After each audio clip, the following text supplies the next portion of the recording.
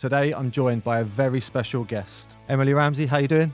I'm doing great, thank you. Yeah, really excited to be here. In 1963, year I was born. Oh. I wasn't really. Oh, so I didn't even hear what date you said. I was looking at the pictures from her. Racheli Baldi. But I've just been on an England camp where we played Belgium, so it's fresh in the mind. Yeah. That's the thing, when you go on loan, it's tough. You've just got to earn your spot. But it's a tough dynamic, and I think that's why it's really important that you have a goalkeeper that you get on with. But then they make the goalkeepers go in the ice bath up to like your neck, and then I wasn't so happy anymore. You step it on the pitch and you know that you got to be at the top of your game, or else someone's going to tell you that you need to put your ideas up. I had a Van der Sar shirt. I just used to love rolling around in the mud, and the trophy was massive, and most controversial Liverpool maybe. You just get starstruck, don't you? Yeah. You're just a little kid playing in the academy, want to play for United, and you're seeing all these stars around, and you're at Old Trafford. So. What a save from Mark Howard.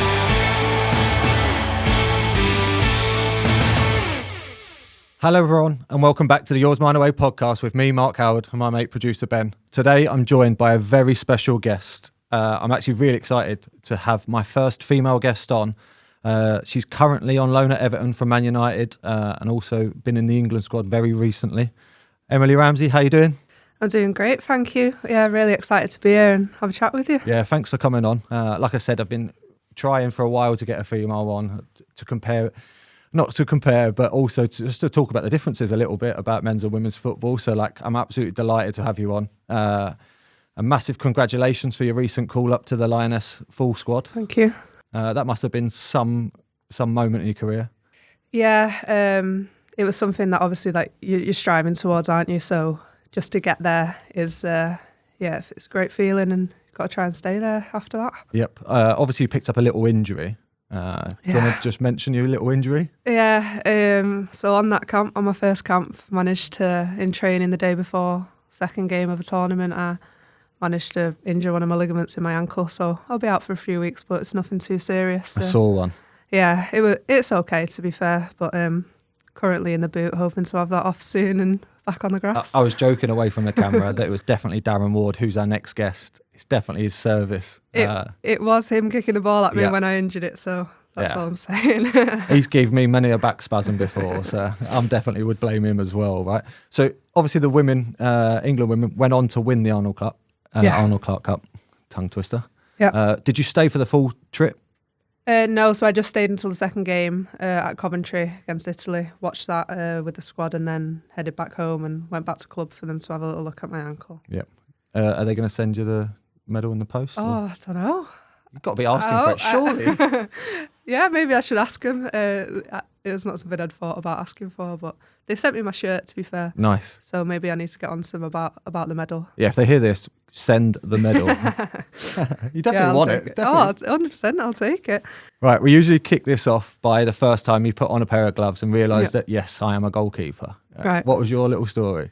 Oh, I was really young, so I wanted to play for a team. I used to just kick about with I've got a brother who's older than me, and It's always the same way. yeah, and my dad loves football, so I used to kick about with them, and I wanted to join a boys team local to me in Salford. We're called Dean's Youth, and that was the team my brother played for in the older age groups. So I went down and wanted to actually play as a centre mid. I think I was only like 6, I was tiny, but they were the year above me, the age group, and basically they wouldn't let me play unless I went in goals because I didn't have a goalkeeper. Yeah.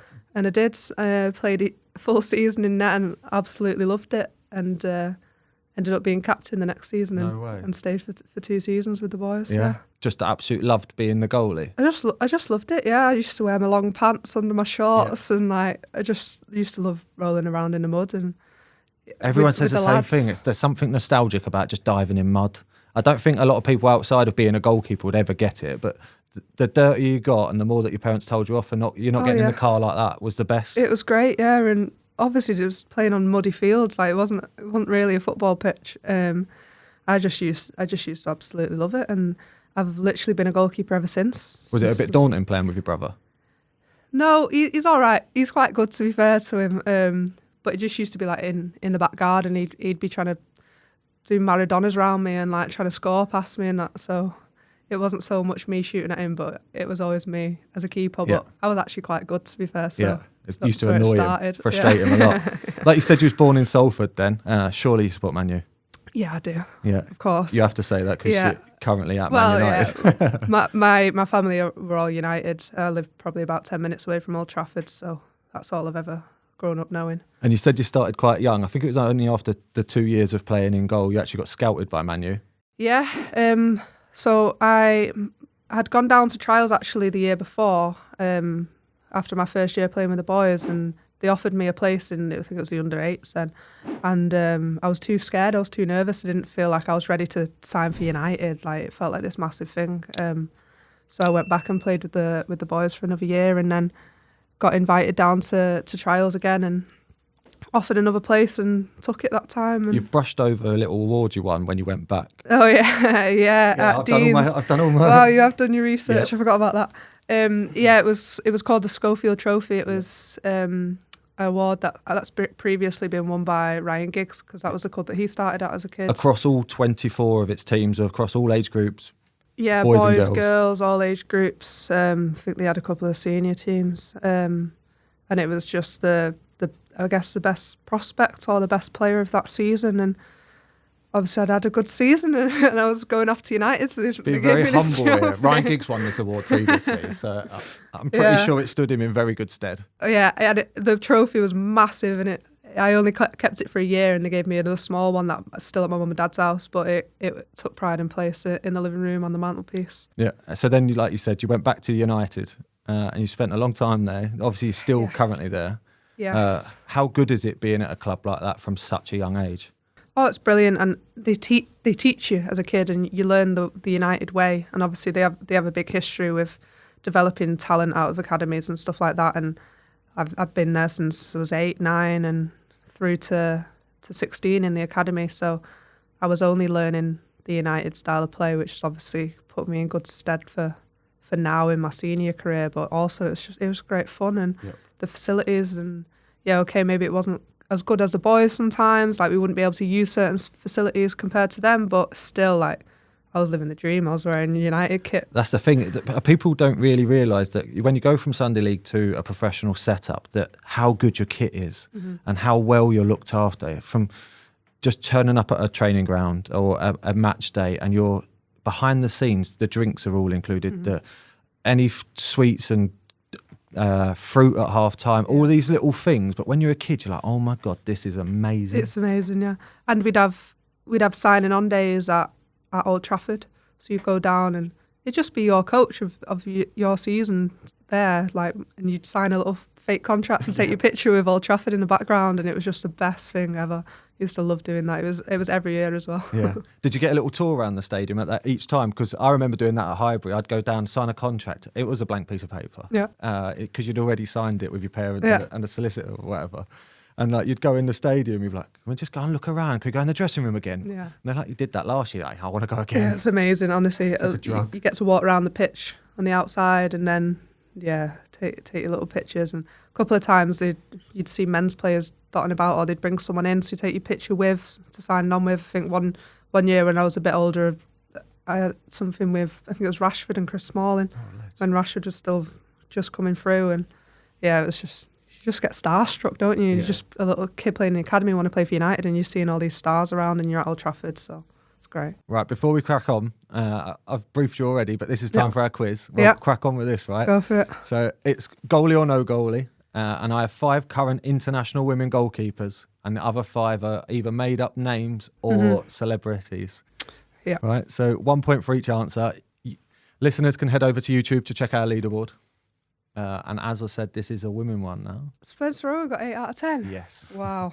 Oh my God. We've had to- Alex McCarthy got 4. Yeah. All right, okay. So this, Slow bar. if you Am I said gonna know yes for some of every single these? one, you're going to get 5. Okay. But that's not the nature No. of the quiz. So 1 point for each correct answer. And I've chucked in there. I'm sure you'll get a few. Okay. You'll know a few, right? Let's go. So answer with goalie or no goalie. Yep. Right. Number 1, Mel Froms. Goalie. She is a goalkeeper. Germany and Wolfsburg. She Yeah. actually played against England in the Euros final. She had a really You good said that with Euros. She had a confidence. really- as well. You Yeah, know that yeah, one, yeah. yeah. I'll start you off with a nice one. Yeah, thank you. That was very kind of I've me. got one. Yes. now at least. Right. Number 2, Rachel Baldy. Goalie. She is a goalkeeper. Italy and Fiorentina. Oh, yeah, I've seen her before, actually. Didn't know that was her surname. No. Can't call me Baldy. Baldy. It's not very Italian, is it? No. I didn't want to go overboard on the pronunciation of Rachel and either Racelli. Racelli Baldi. Stuck with Baldy. Yeah, just go sounded dead quite harsh. English when you said Yeah. Couldn't have done it any more common, could I? Right, number 3, Melissa Jefferson. Not a goalie. She is not a goalkeeper. She's actually Lizzo, Oh, no. American no. singer, rapper. Oh, no, it's not. Oh, no.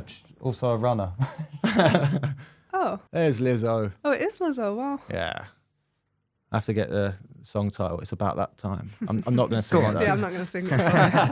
In a minute. I knew you would. You always get one thing out of me there. Yeah, great start. 3 out of 3. Flying now. Right, number 4, Jennifer Anastasakis. Anastasakis. Butchered that. Jennifer Anastasakis. Not a goalie. She is not a goalkeeper. Sounds very like familiar. Jennifer Aniston. That's There who you it is. go. Oh, it is. Nailed it. Apparently, Really? her dad was Greek. Wow. Is that her actual surname? That's her actual surname Wow. that I just butchered. Oh, Friends. TV show Friends. You go.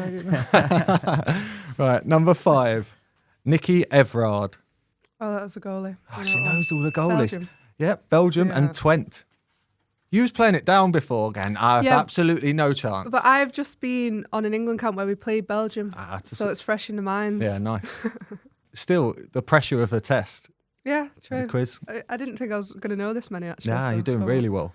5 out of 5. You're You've flying taken here. McCarthy over already, so you're all good. I'm not at the bottom. It normally goes downhill from here, though. This is where I start chucking the trick ones in. Right, Valentina Tereshakova. Not a goalie. She's not a goalkeeper. Is she You're a on tennis fire. player? She No, sounds like she's a tennis not player. a tennis player. She's actually the first woman to fly into space. Oh, no way. Yeah. Not definitely not a tennis player. In 1963, the year I was born. Oh. No, I'm not. I wasn't really. Oh, so I didn't even hear what date you said. I was looking at the pictures from her. Love that. That's getting Cheers, kids. thanks a lot. Yeah, Yeah, sorry about that. me going along Zimmer frame now. Your pronunciation was much better, though. That was good. Yeah, that was solid. strong. That I really committed to that one. Right, number 7, Patricia Moray. Goalie? You are on No, fire. I don't know that one. Portugal and Braga goalkeeper. Nice. 7 out of 7. No, Don't matter what I you do haven't- from here. You're I'm absolutely plain fine. sailing. I didn't know that one. Pure No, guess. Good guess. Great guess. Martina Navratilova. She's not a goalie. She's something else. Tennis player. She is a tennis player. I think they're all tennis players. She's one of the greatest female tennis Yeah, players yeah, ever. yeah. When you said that first time, I thought, I got these in the wrong order here. She won 59 titles. Wow. I thought you'd be too young for her name. I don't. It just rings a bell. Yeah. I do like watching Wimbledon. To be fair, I do, I've yeah. got tennis players in the family. Yeah. Right. Number 9, Martina Hingis. It's not really. It's not. That's another tennis player because you Didn't didn't know get that. Oh, damn it. Pick the wrong tennis player. Typical. Right. Number 9, Stephanie Germanotta. Not a goalie. She's not a goalkeeper. You're on fire. I was here. very close. I'm rooting oh, for you here. it's Go on, get our Lady first 10. Gaga, isn't it? Lady I Gaga. didn't know that when you said it. Yeah, I'm not going to sing one of her songs. That'll be me off the deep end. Oh, that's Jeez. terrible. That's not terrible.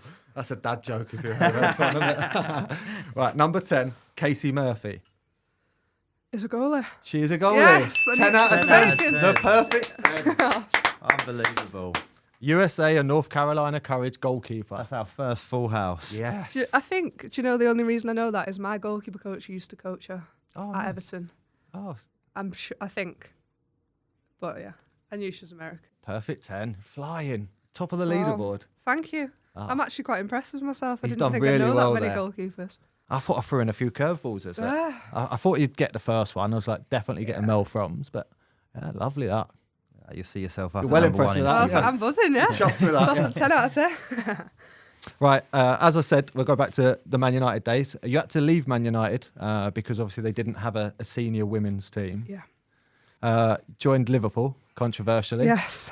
I You've did, had a few yeah. controversial moves. Yeah, I've played for a few teams Yeah. now, even though I'm still young. But yeah, most controversial Liverpool maybe. So obviously, like I said, with them not having a senior team, the move across to Liverpool, was that something that you already had in the pipeline? You knew that was going to happen, or? It was one of two options I had. So I'd been around doing some trials when I knew obviously I couldn't stay with United. I had to pursue some other clubs, and I went. To be honest, I don't think many people know this. I got invited to a trial at City and went down there, but never really considered that option. So my other options You have were to say that. yeah. But my actual between the two that I was going to choose, it was either go to Bristol City or to go to Liverpool. Obviously, I was only 16 and I was considering going to Bristol, studying there, training there. Facilities were great at that time for what I'd seen. I did a training session with him, so enjoying it. It was actually Willie Kirk who was the manager then. And then Liverpool, who had Vicky Jepson as a manager, she's assistant at Spurs now, and Charlotte Healy, who's actually working at United. And I think I just decided to stay at home, and Liverpool said I'd get opportunities to train with first team. They were doing pretty well in the WSL. They'd obviously not long before had won the title, so it was the most realistic move. It's a very nice me. commutable move as well. Yeah, and my dad had to drive me down the motorway 3-4 times a week. Oh, wow. And hang around in Liverpool and take me home, which I don't think he really enjoyed too much. So yeah, that was the decision. Yeah, you got to work with Siobhan Chamberlain as well. Did, yeah. To be honest, that Liverpool move, I think it was the best decision I could have made. I obviously got exposure to the first team sometimes. I actually made an appearance in the FA Cup when I was 16, and then I got to train under Shiv, and obviously then that also led me to meeting Casey Stoney, who was in her last year of retirement, and she was actually doing one of her coaching badges, and she'd come down to the devs team, the under-21s, and take some sessions, and that's obviously where I was playing all my games, and thanks to Casey, that she sort of took me under her wing a little bit, took me back to United with Siobhan Chamberlain. Yeah, it's crazy that obviously you went back. Siobhan also came with you. Yeah. What was it like working with her? It was really good. I have a really good relationship with Shiv still. Obviously, she was at the opposite end of her career almost, and Casey brought her and almost gave her that role of, okay, you got two young goalkeepers. There was Siobhan Chamberlain, there was me and Fran Bentley, who now plays at Bristol, and it was, yes, Shiv's the number one. She will play the games, but also she's there to mentor us and to sort of build us in our career, and we took a lot from that, to be honest, and it was a really positive experience. Yeah, I bet. Obviously, I think there was 7 of you that rejoined the Centre of Excellence. There was a lot, yeah. It must have been nice to all come back together at the same time.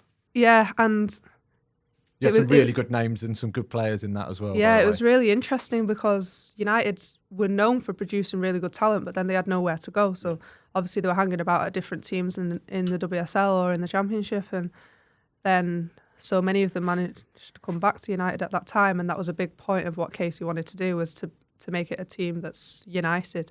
So likes of Katie Zeller, Mella Toon, Millie Turner, all still there, all still succeeding at United, and I think it was really one of the big interests for me, as well as obviously to go back and play for my club. Yeah, and then you went on to make your debut in the FA Cup in a 2-0 win against the London Bees. Yeah. That must have been like really nerve-wracking, but some achievement. I was quite nervous actually. I'd obviously gone the whole year not playing. We were in the Championship still, and Siobhan Chamberlain's in England goalkeeper, so I knew I wasn't playing, but learning, trying to find my feet. I'd missed a bit of pre-season because I was at the Under-20s World Cup with England, so I came back in this brand new team of, some people I knew, but a lot of people that I didn't, and a lot of like Alex Greenwood was in this team, and to me I was like, oh my, like obviously I knew a bit from Liverpool, but I was like, she's in England international, like scared. So yeah, I was nervous, but I just really enjoyed it, and I don't think I did too much in the game, which I was happy enough with afterwards. Yeah, keep a quiet goal, just especially on a debut. That's the dream scenario. Couple of passes to the centre backs. Yeah, one through ball. Yeah, red. and then that's it. That's the first appearance done, and it's out of the way, and got it in the bank. But yeah. Obviously, after that, it's such an emotional high. Did you find for the next few days that did you manage to maintain that high, or was you like, it was a quick come down? Do you know what? I actually came on as a sub. I didn't start the game. Okay. So for that was my debut. I came on as a sub and I wasn't expecting it. So I just remember afterwards, I didn't really know how to feel about it. So I was buzzing, but like my family were so much more excited than me, and I was sort of like, I think it sort of made me want to start a game, and sort of gave me a bit of hunger, and it took the nerves away partially. Obviously, I was still pretty young, but I was just happy that I kept a clean sheet, to be honest, and happy that first one was done and dusted. Yeah. You subsequently had loans at Sheffield United that ended through COVID. Loans to West Ham, an emergency loan, and a loan to Birmingham. Mm-hmm. Right. How did you find the loan system? Because every goalkeeper I've spoke to so far, it's benefited them hugely. Mm-hmm. This does vary on your own experience. Yeah. To be honest, the first loan was a total failure. Like I'd been injured and had an operation on my elbow that season, got back fit, played one game in the cup for United, and been like, well, I want to play. So I'd gone out on loan to Sheffield, where they were in the Championship, so they were only part-time then. And so I could still train with United, train once, twice a week with Chef, and play the weekends. So I went over and I'd played 2 games, I think, and then all these it was a time, it was just before COVID, but it was when all these storms were going on, and honestly, we must have had 4 or 5 games cancelled. So I'd been there for like 3 months, and I'd played 2 games, and then COVID hit. So I had about a 3-month loan, I think, in the end, but I think I played 2 or 3 matches for Chef. And then COVID, and I was back to United the season after. Yeah. That COVID spell, I don't think a lot of people actually know what happened to footballers in general behind closed doors, but like typically, like we were given programs or told to follow Strava programs and that. What was your experience like? We didn't know the season was going to get cancelled for a good 11 weeks. So we had a program from our S&C. We were doing... Which is so hard to do at home, by the way. Horrible. And as a goalkeeper, I mean, credit to Ian Wilcock, my coach at United, goalie coach. He actually got all of the goalkeepers a ball launcher. Oh, so he brought it to my house, brought me a bag of balls, because like I was with my mum and dad at that time. My dad can't kick a ball, he's too old, like his knees are done, and my mum is useless at football. Sorry, mum, but you just ruined it. Yeah, she still had a chance to turn in pro. So that really helped, and it actually really helped sort of keep just my eyes sharp and my hands sharp. But the programs, the doing the cardio, the circuit training, the weights. Like obviously, you can't have really heavy weights. So I had a barbell and some weights and dumbbells at home and a bench, but you can't lift anything heavy. So like it got to a ridiculous point where like the reps in a gym session, it'd be like something like 15 reps on each leg, and then times 5 sets or something. And it's just the point where it takes you all day to do the gym session, but you may as well do it because there's actually nothing else to do. Nothing else to do, yeah. But it did get challenging, and then eventually, obviously, the season got cancelled, and slowly we had time off, and then we started up with that program of training at home again. Yeah, see, through COVID, so I had about a year before ruptured my Achilles, so I was 6-7 months into like my rehab. I'd started playing again, but then COVID struck. So I had all this random gym equipment anyway. So I was just doing like weird circuit training on my own in the garden. I bought like hurdles. I was like, never needed anything before at home. And then through COVID, I was like, well, I'll get some hurdles and just practice jumping over a hurdle in the garden. So odd. See, if someone would have filmed you then. Yeah, like, the stuff what that you we do. had to go through. And like, you'd all be... There's a hack that we did for the Strava stuff, right? So we got a challenge every week on a Friday. You had to do a 5K and as quick as you could. Just when you put it on your dog's collar, wasn't it? Oh, I was so tempted.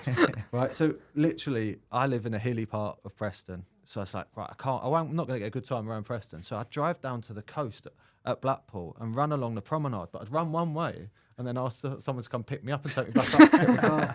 Because you could run downhill with the wind. You'd clock an unbelievable time. You'd be like, yes, completed that. Everyone's going, how did you do that? You're like, I'm not telling you. That was an absolute hack. It worked a treat. That's gold. Right, before we get into your Everton career. I want to talk about your goalie gloves.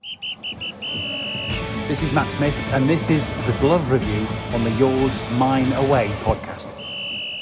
Yeah. I know you've brought an old pair today, Yeah. which your sponsor will be dead chuffed about. Let's talk gloves then. What gloves are you currently wearing, brand? I am currently wearing HO Soccer, and I've been wearing this style for a while, called Supremo Pro, but they're a negative cut. Yep. I'm all about negatives. I can't wear anything else. I could maybe wear a hybrid, but negatives for me. Still love the goalkeeper. It's so geeky. We've seen this before. Right? We just love gloves. Goalkeepers love gloves. Why do you wear a negative then? Just first pair you ever had and then just stuck with them, or? Yeah, I tried others. I tried roll fingers. I hated them, but I just like being able to feel the ball a bit more. And I think with a roll finger, it feels too bulky on my palms. Like with these gloves, I actually really like. I don't like the fingers being too thin. I know, say you've got some two toes behind me here, and they're really thin on the fingers, and I know goalkeepers who love that, but I actually don't like them being too thin. I like a little bit of like the latex in between kind of thing. But these are a pair I've been wearing for ages.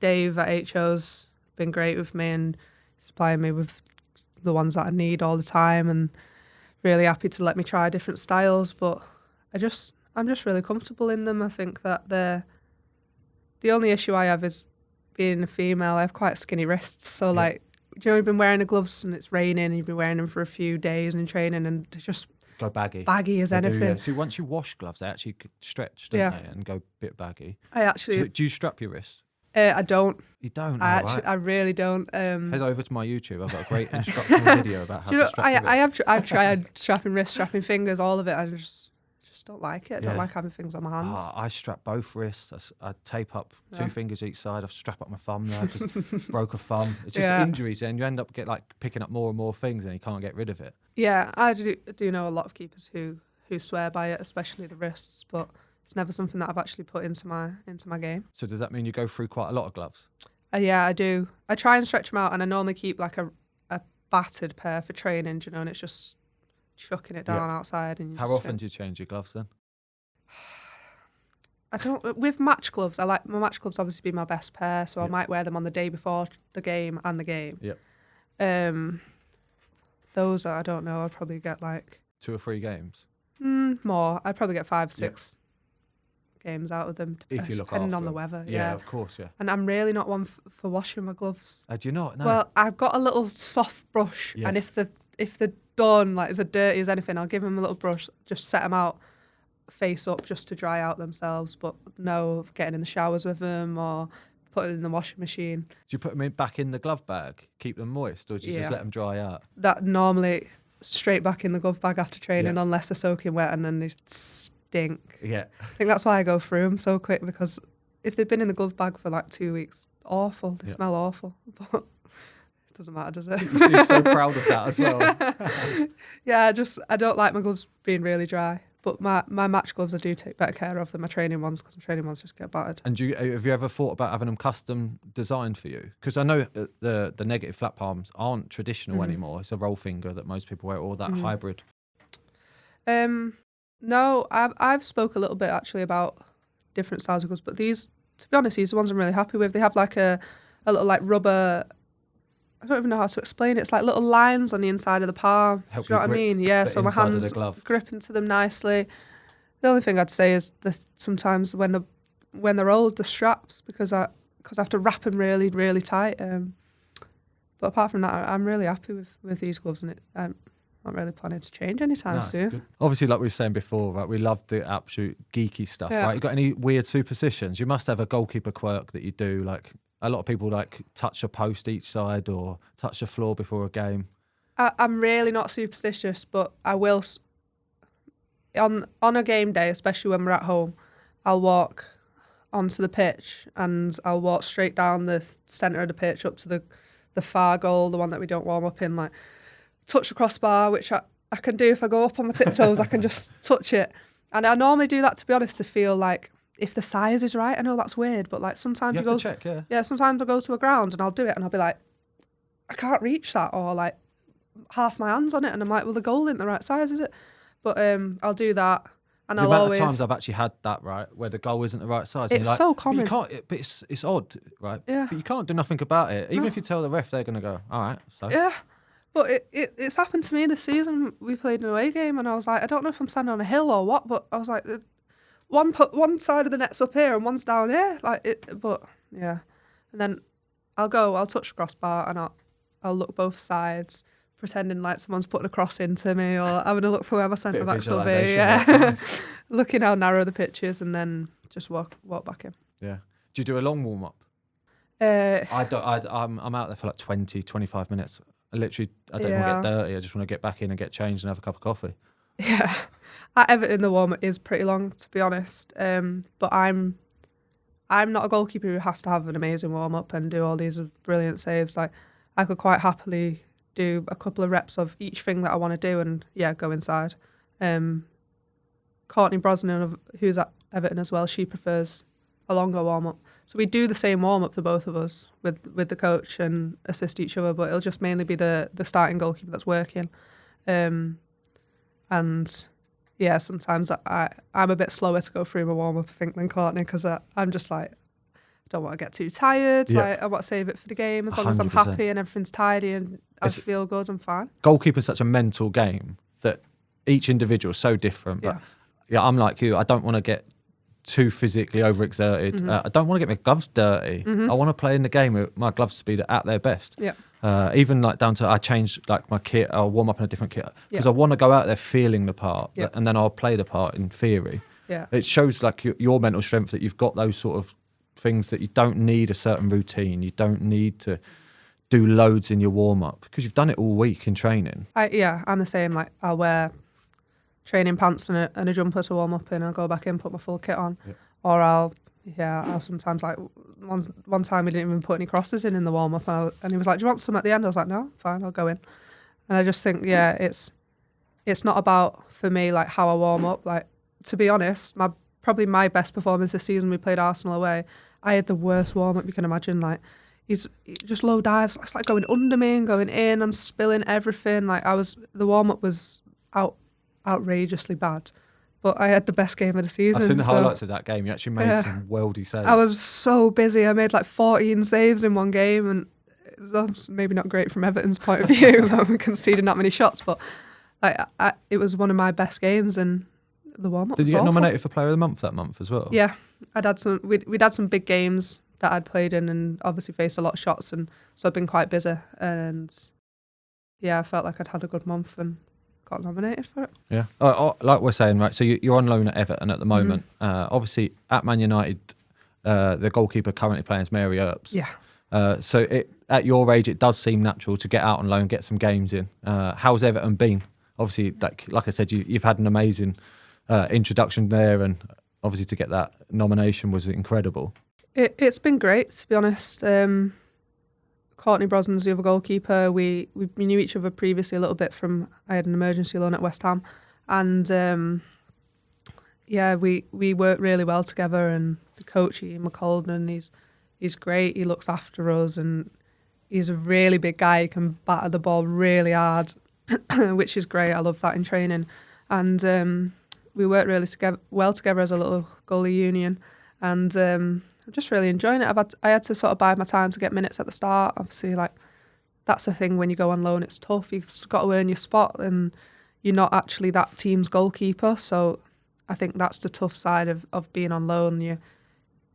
You're in two places at once. Only one goalkeeper can play. Exactly. It's not like you're an outfielder and you can come on for 20 minutes and prove yourself. Exactly. So I think that's the challenge that I faced with loans, and this year I sort of had to bide my time, earn it a bit, and all credit to the manager. He was really honest with us at the start of the season. He said, "Look, I've got two good goalkeepers here, and like I will play you both." And he has been doing that across the season. And I wasn't getting as much game time at the start, and I've moved into getting more recently before Christmas and before the last international window. So I'm really happy, and I'm just enjoying getting minutes in the WSL. Obviously, that's where I want to be. That's the standard I want to play at. So just to get that experience and try and build some consistency, I think. Like you said, we've mentioned Wilco before then, at Man United. Yeah. I've worked a few sessions when he was at Bolton. I know he lashes the ball as well. Wilco can hit it too, yeah. Yeah, he absolutely. He's got this volley that rises on you. Oh, it's horrible, yeah. I'm glad that From someone the edge else of the box. Yes. Yeah. It just keeps on rising. And when you're thinking, I've got this, it picks up pace and goes again, doesn't it? Yeah. We have a day at United when you work with Wilco, and he just calls it like Carnage Day. And he'll be pulling out volleys like that from the edge of the box. Some of them will be dipping off, like some of them just floating around, just doing all sorts. And I think his ankle's all messed up, like all his ligaments, his ankle all over the place. I don't think. So he just kicks it with his foot in mad positions, and the ball just goes everywhere. But it's great fun, those sessions. I really enjoy them. You must have some really good sessions at Man United with obviously Wilco and Mary Earps and stuff like that. I just wanted to talk briefly on Mary. Yeah. Obviously, she's the current England number one. She's Man United's current number one. How good is it to work with someone like that, and how much can you push her? Yeah, it's great, and obviously she's been at United for a couple of years now, and sort of when she came in, obviously I was there, and she was at that stage where she was struggling with the England stuff, and she's spoken quite openly about it, about how she thought she'd maybe never play for England again. She was thinking maybe she'd never play football again at one point. So she came to United, and that was the start of that journey that she's got to now, where she is at England, which is amazing, and all credit to Mary. She deserves that. And she's really good to work with. She's a bit of a crazy keeper, but she's really fun to have sessions with, and we have a really good working dynamic. And she actually said to me on camp the other day, she got asked on the media day, she was like, "Oh, obviously you know, I was going to say Rambo. I get called Rambo at football." I wonder why. Yeah, and she was like, "Oh, are you looking after her, this and that? Have you taken her under a wing?" And she came up to me, she said, "They asked me this," and I was like, "You don't need taken under your wing. You're fine. You can just get on with it." But Decent. it's because we do work well together, and I do learn a lot from Mary. She can be quite like precise, and she's quite what's the word, a perfectionist on some things. So it's good to see her mentality in training, and how she works and what she needs to get herself to where she's got herself. Yep. Obviously, like you've said, you've been in at a few clubs and worked with various people. The goalkeeping fraternity is so strange, and it's a strange dynamic anyway, because we all know only one of us is going to play. Yeah. But the way that you work like your best friends, it's the most fun. And I think that's why we get this label of being stupid or crazy, is because we go off and like disappear for 45 minutes on our own and just have the best time ever. Yeah. Just dive around like absolute clowns. And then everyone's like, "Yeah, but only one of you is going to play." And you're like, "I didn't think about that for that 45 minutes. Thanks for bringing that up." Yeah, it is a tough. It's like it's a tough dynamic, and I think that's why it's really important that you have a goalkeeper that you get on with and that you can train well with, and that union, like you work well with each other. And obviously at United they have Sophie Bagley too, and they have a young girl, Saf, and I was there in pre-season with United, and it's just about it's about enjoying it, to be honest. And I know at Everton, like me and Courtney, we enjoy the sessions. We're good friends, and so like if we're having a good time, we're making each other better. And there's no animosity on who plays, because it's realistically it's out of our control. Yes, you can train well, you're competing against each other, but the manager or the coach makes that decision. So there's no animosity of, oh, like she's starting ahead of me, like what's going on, but. Yeah, we work really well together, and it's just an enjoyable environment. Yeah. All right, I want to talk about England camps. You've played for England under 17s, 19s, 21s, and then now been involved in the full squad. Yeah. What is the build-up like in each age group? Is the standard just becoming an absolute joke? Obviously, we've talked a little bit briefly about facilities at Man United. What's England like?